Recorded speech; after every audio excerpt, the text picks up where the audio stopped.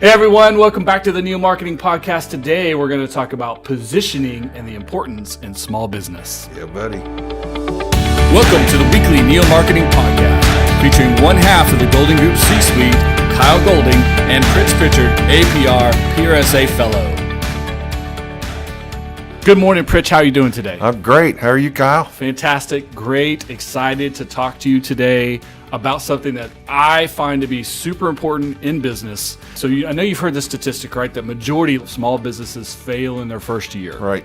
Do you know why that's true? Well, I think you're going to tell us. I do know, but I'm not going to preempt you. I am going to tell you.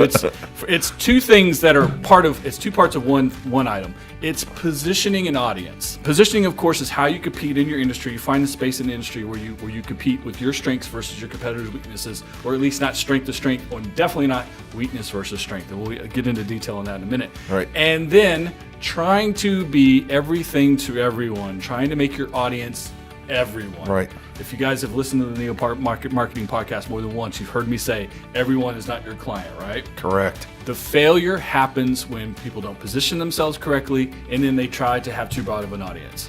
Both of those things happen when they are not doing the hard work, A, of doing the internal process of really examining themselves and be honest with themselves. Right. And then B, being honest about their competition, about what they actually do well. Everyone wants to say competition stinks. And what they don't do as well in order to find an opportunity to create a position. Yeah, is it fair to say they're guilty of not doing their research? Exactly. Research and internal process. Yeah. So, of course, it starts internally with your SWOT analysis, right? Strengths, weaknesses, right. Opportunities, and threats. Everyone wants to do strengths and weaknesses. Everyone wants to skip opportunities and threats. But today, I specifically want to talk about strengths and weaknesses because it's too easy to say you have all of these strengths, whether you do or not. You have to be honest with yourself.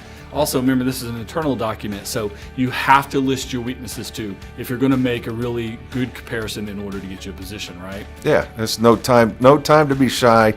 Got to be honest, deadly honest. Absolutely. Between the two, you should find a theme, an idea that your strengths go to and your weaknesses sort of go away from. Right. That's half of the equation, right? Right. Now becomes the competitive analysis, right? What are your competitors doing? What are they doing in the market, in the industry that are their strengths and their weaknesses? And you know how you know, right? I'm sorry.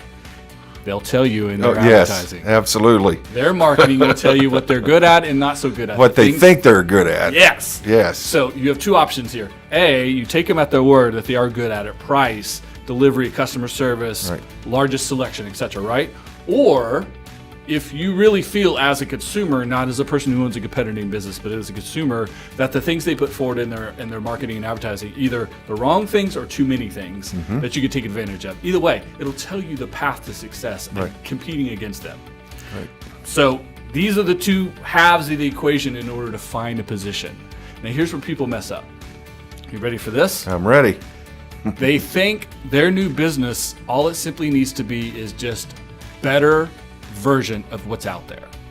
Yeah, no. They need to differentiate themselves. Yes, thank you, folks. You saw how easy that was for Pritch to go to differentiation. Yeah, don't try this at home, kids. Absolutely the truth. Differentiation, along with being one of my favorite words ever, is one of my favorite concepts ever too. It's not about being better, it's about being different. It's about offering something to a specific subset of your audience in a way that you have strengths and have the ability to do, in a way that your competitors can't do quite as well or not as well at all. And then you connect with people who want to do business with you in that way. Right. That's the subset of your audience. That's everyone is not your audience, but the group of people who want what you have, the way you present it to them via your strengths in delivery and operation. Simple, right? Absolutely. Yeah, in theory, when we do this in the schoolhouse, the positioning statement actually ends up looking an awful lot like a mission statement. Yes. It absolutely should. It should have that feel to it, and you should commit to it in that way as well, which is we're always going to operate in these ways, and we're never going to operate like this, and we're always going to put our strength first and our weaknesses secondary and not try to just be a us too competitive, but we're better offering, right? Right, exactly. I love how you call the University of Oklahoma the schoolhouse. I picture a little one-room schoolhouse, and then it's this giant campus at one of the greatest universities on the planet. So I love when you say that. Well, it's that individual touch. I like it. So Once you have established a real position, once you've written the brief, you've got the theme, you have your mission statement, you have the things you will do and won't do. Now all you have to do, this is the easy part, the fun part, come up with creative that delivers that message. Again, not everything and not everyone and not the fanciest, the slickest, the whatever. The thing that communicates your position to, not everyone, Right. your target audience Right. as succinctly, simply, directly, and effectively as possible. And I want to go backwards just a little bit, half a step, and the effectiveness of those messages is based on how well and how hard you work to define your target stakeholders. Absolutely. And not just define who they are, but how they act, the What they channels need. that work for them, etc. Right? Right. But that process is fluid. Yes. So it has to be measured. And that's where your marketing activity is happening, right? Your creative is executed into the world based on your audience preferences. But you have to see what really works, what doesn't, do some A/B testing, etc. Right? And then go back to the top and make sure what the public feedback is giving you is actually represented in your position and go through the process again. And here's where I think a lot of companies fall down is they're using social media as a megaphone and not as an avenue, a terrific chance to gather that feedback from their audiences. Absolutely. Like in our last show, the 10 mistakes, I brought up social listening. Yep. I'm a huge believer in social listening. Social media has given us the opportunity to listen to our audience if you're willing to do so. If you take the time, if you care. Right? Right. Working through the process is a never-ending process. Speaking of listening to what people are telling you, here's today's bonus question. Okay. Are you ready? All right. Give the audience, in 1 minute or less, give a specific piece of advice that a mentor gave directly to you, to our audience here. Okay. The first thing that popped into my mind years ago, it was I don't even remember his name now, but it was the Air Force sponsored short course in communications at the University of Oklahoma while I was just a young pup. And he had some great one-liners, but the one that stuck with me forever is never let an SOB know you know he's an SOB. Yeah, right. Don't put all your cards on the table, right? Well, it's like you got that phone call and it's very difficult and you really want to cuss them out. You can't do that. Just stay cool. When you hang up the phone, it's okay to say you SOB, but never let an SOB know you know he's an SOB. And I'll take that one step further and never do it in front of a client or a customer. Oh, absolutely. Only do it in private. Wow. So I have a specific piece, reason I asked this question today, because this is stuck in my head for something I'm dealing with in the real world right now. I had a boss, Paul Tate, when I worked for a printing company. I had a situation where the client asked for something very specific, had to do with varnishes and papers, and I kept telling them it wasn't going to work well, and it wasn't going to be as interesting as what they were paying for. Tried to talk him out of the idea. The guy was very insistent. I gave him 3 chances. He went ahead and did it. We delivered the job. He's unhappy.